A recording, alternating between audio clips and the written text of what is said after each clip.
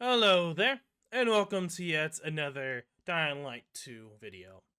Now, I haven't really made specifically Dying Light content because there's kind of no need. Eventually, I will be making a video on a different channel over Dying Light in the future. Not right now, of course.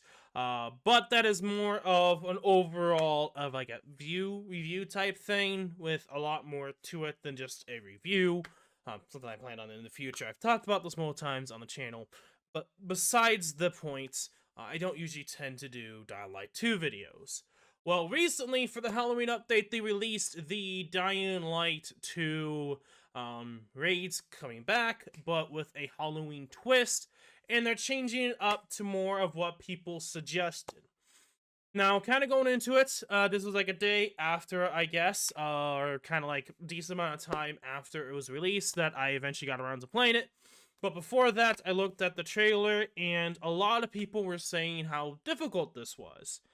And I was like, okay, so is it soloable?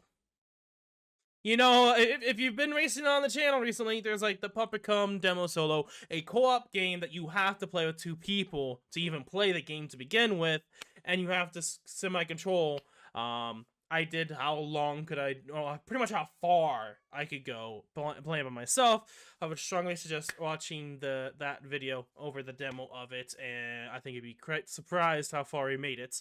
The fact that we made it to a certain point in the game, to be honest, is surprising. But aside from a little foreshadowing and spoiler for that video, I tried to see how far I could solo. Now, when it came to Dying Light, aside from the multiplayer achievements where I had to do something with other players, I have done everything by myself. Aside from those multiplayer achievements, which were with randoms, specifically with randoms. And for the most part, from everything that I played, I was able to do by myself. Even the original Tower Raid experience, when that came out, I was able to solo by myself. It was actually really easy. I figured out plans, I figured out strategies.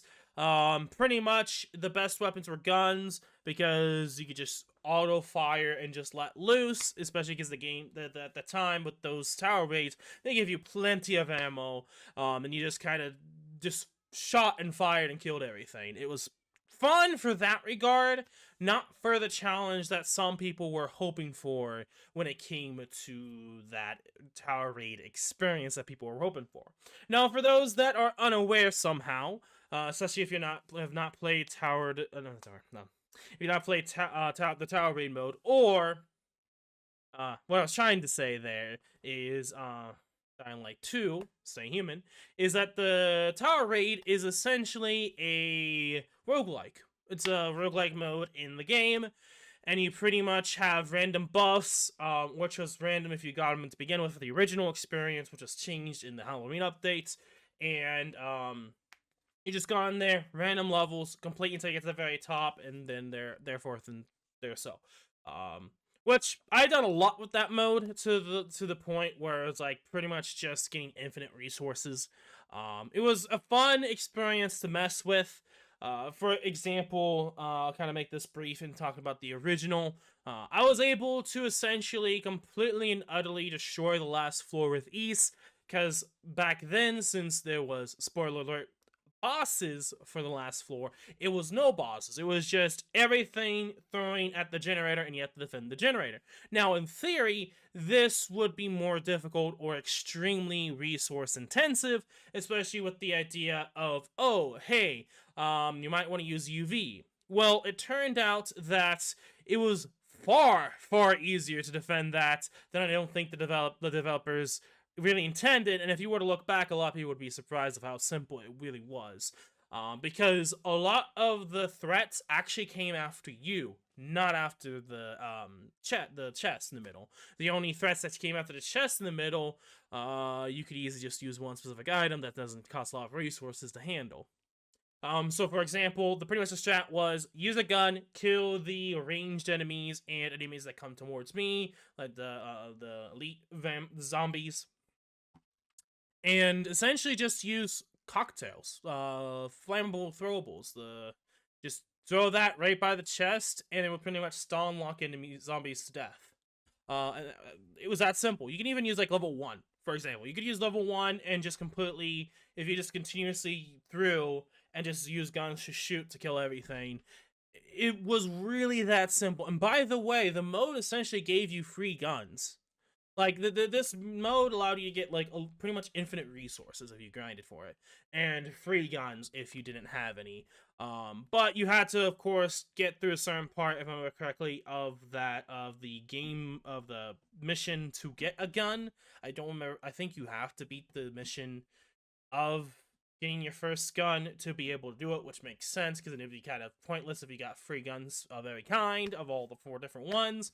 The pistol, submachine gun, the sniper, ammo, type of weapons, so assault weapons, and shotguns. But there's a rare of what type of guns. This is 4 different categories.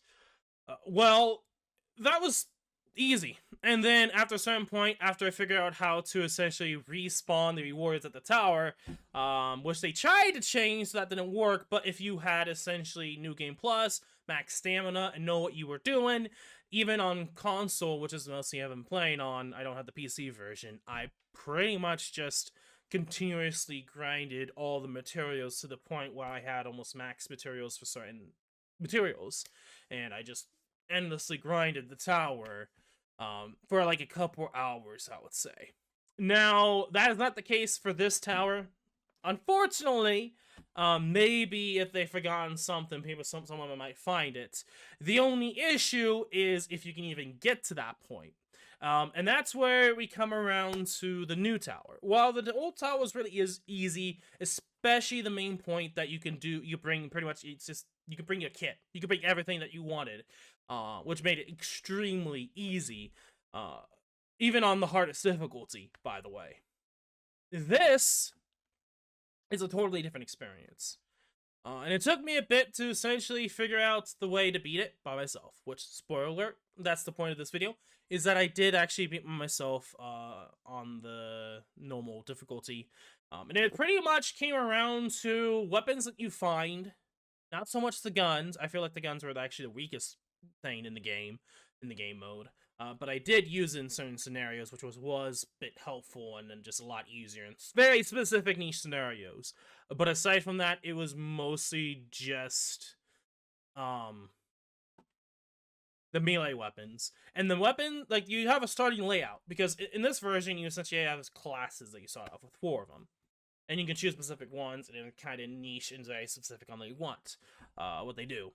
And I pretty much figured out, and as you probably see in the video, this is kind of a brief explanation of how things went. I figured out that the big weapon, like the weapons that you find that have durability, are actually really good, and pick those up. Use them. Use them against the biggest threats, the volatiles and the bosses. 100% they cream pie those bosses. I know, Vorgot's army, but that pretty much is a good, like, it just, especially, like, the final boss, you gotta see for yourself how easy I destroyed the final boss. After you figure that out, it's more of, can you survive every wave of enemies? The biggest threat, the 2 biggest threats in this game mode of the Halloween version, by the way, is model issues. It's more or less like the fact that you easily get stuck on zombies. There are, of course, some bugs of there. Some throughout the video, you probably know some weird things I'm trying to do, but I end up encountering like a bug. I'll kind of explain some of them. But the biggest one is the fact that you get stuck so fucking easy on the zombies. It is ridiculous, to the point that a lot of people's deaths are just gonna be straight up because you can't escape or can't move because a zombie spawns underneath you and you essentially get trapped. You try to jump and now you're on top of the zombies and you can't escape, and you're trying to jump and move, but the zombies essentially entrap you and then you just die in a few seconds. That is a very common thing that happens, and that's actually what happened with my run. Now, what's interesting is that you're playing single player. You essentially already started with 2 lives, and then when you get the extra life, it's still 2 lives, so it's like a weird, like, missight on the developer side when it comes to single player, and I don't know if that was intentional or not, which is kind of interesting to note. But yes, I did lost my life. So for the most of the video, I only have one life remaining. So it's really easy for that one slight mistake, and you're just dead. And that's mostly because of the elite zombies. And that's the second biggest issue, is those elite zombies. Okay, so kind of spoiler alert with this. So generally, for the most part, you one-shot them. They're supposed to be easy to kill.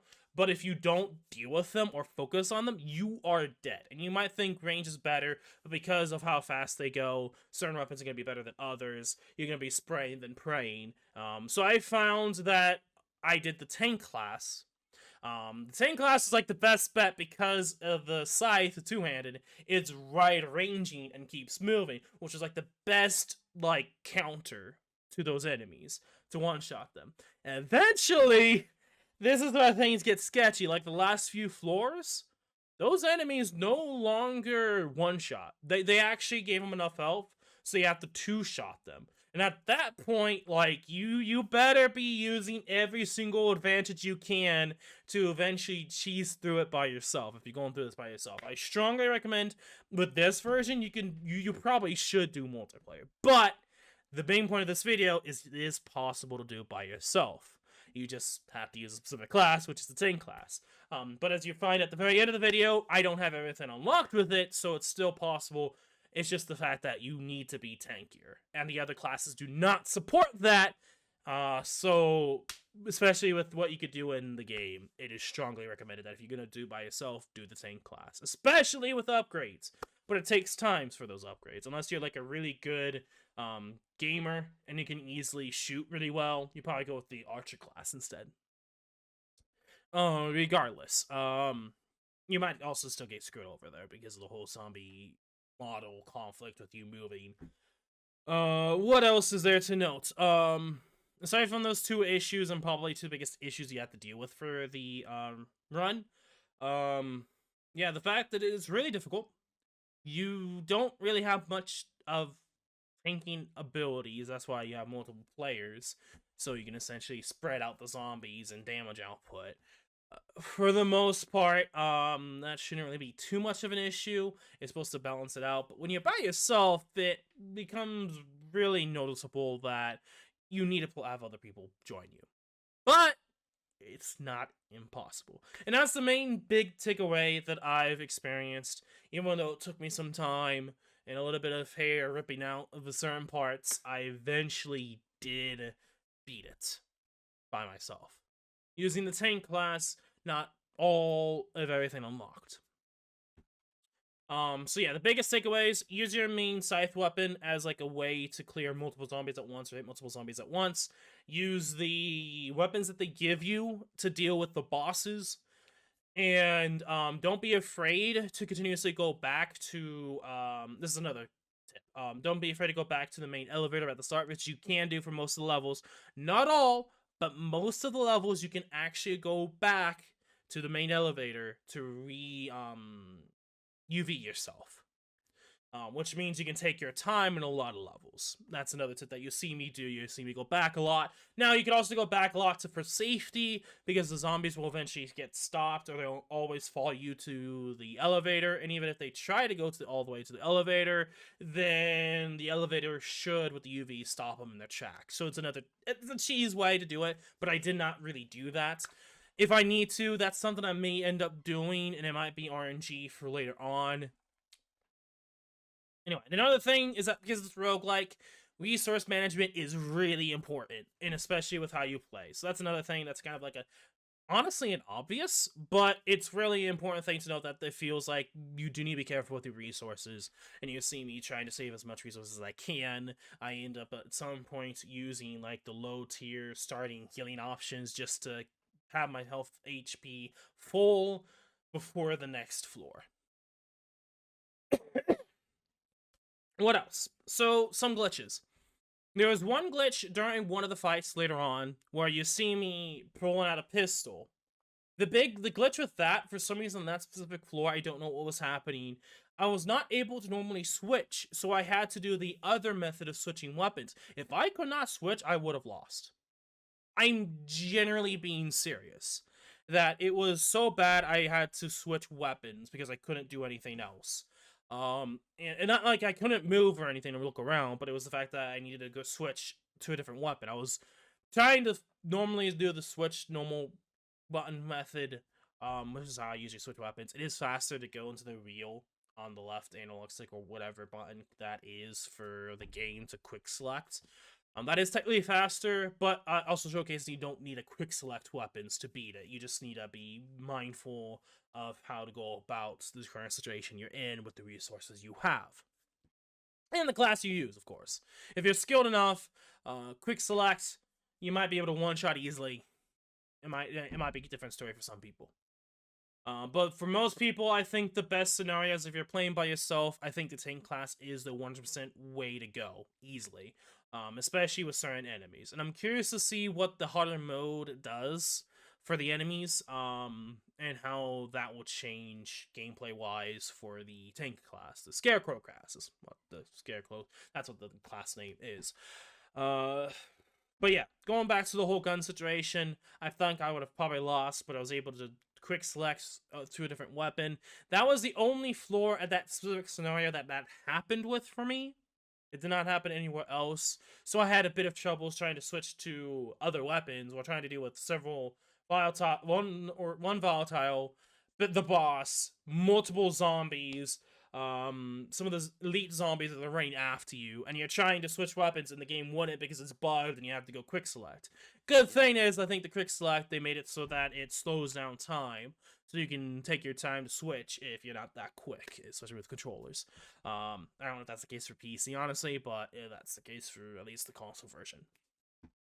And I think that's all there is to note. I know this is like a bit lengthy, but this is, with the way I went about the video, it was obvious that I wasn't originally recording. I just used the PlayStation 5's ability to at least save an hour of gameplay, so that's what I did. And so I beat it and I showed off, you know, where I was at currently. It is definitely doable without even being maxed out. So for those that say this is a really difficult or too difficult, I think it's the way you're going about it and how good you are at the game is the issue. For the most part, there are some scenarios where I think there's definitely some bugs and there's definitely some issues. And the biggest glaring issue with the game is the models and how you get stuck with zombies and how that is an intended circumstance so that zombies actually become a threat to Aiden. But it's a glaring issue at times where it feels like it's way too much and you get stuck easily with zombies to the point where you see me like move in weird ways or not being able to move certain ways, and I feel like it's actually worse in here, and I don't know exactly why. Honestly, I don't know if it's because it's specifically this mode that causes that weird model issue or if it's something they recently changed. I haven't really noticed. I probably would have to test it out to see if it's just something they recently changed with the update. Or if it's just specifically this game mode with that model issue. I feel like it's way too much, and you can easily get screwed over quickly, and it's not your fault because a zombie spawns behind you or under you. And the amount of zombies they also spawn is also insane. You probably noticed from it, where it's like you are going to easily die and easily get hit. Some of the quests that they do, I think, are straight up impossible. At least for single player, anyway. Straight up impossible, in my opinion. It's just way too insane not to get hit. Like, you would have to be, like, extremely camping the door and going back and forth and hoping you just don't get it. Regardless, that's all that's really to know. So, with that out of the way, enjoy the video. It's not all of the clear, by the way. It's just up to a certain point when the last hour of the gameplay was. Anyway, have a nice day, and I'll see you guys in the next video or stream. Peace.